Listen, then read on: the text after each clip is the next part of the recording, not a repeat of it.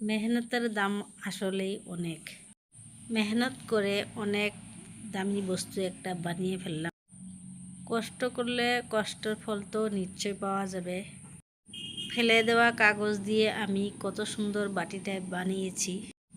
এখানে প্রথমে আমি প্রসেসিং করেছি, কাগজগুলো ভিজিয়ে রেখে তারপরে ওগুলো অল্প চিপে নিয়ে তারপরে পাটায় ঘষে ঘষে ওগুলা অল্প মূল্যায়ন করছি। তারপর ময়দা, আটা, চালের গুঁড়ো মিশিয়ে একটু পানি দিয়ে জাল করে আঠালো ভাব হওয়ার পরে ওগুলা দিয়ে কাগজগুলো মেখে নিয়ে এভাবে বাটির শেপ আগে থেকে দিয়ে রেখেছিলাম। এখন শুকনো হবার পর আবার দ্বিতীয় শেপ দিতেছি। এভাবে শুকিয়ে গেলে এত শক্ত হয় আর এটা ব্যবহারের জন্য উপযোগী হয়ে গিয়েছে।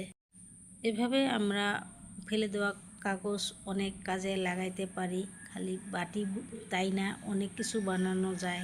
বুদ্ধি খাটাইতে জানলে অনেক কিছু ফেলে দেওয়া জিনিস দিয়ে অনেক কিছুই বানাইতে পারি। আসলে কি কথায় আছে না যে বসে থাকতে নাই, কিছু না কিছু একটা করলে এটা কাজে লাগবেই। আমি সবসময় কিছু ইউনিক বস্তু তৈরি করতে ভালোবাসি, তাই কষ্ট করে এগুলো কাজ করতে থাকি যাতে অন্য লোকে দেখে আবার এটা বানাইতে পারে।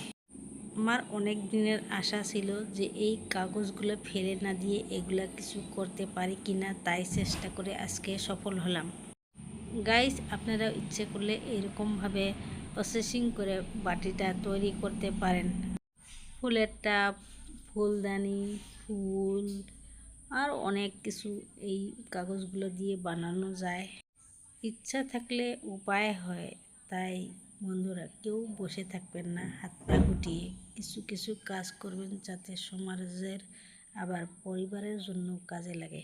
গাইস, বাটিটা দেখে কেমন লাগলো প্লিজ কমেন্ট করে জানাবেন। আমার নতুন চ্যানেলটি সাবস্ক্রাইব করবেন।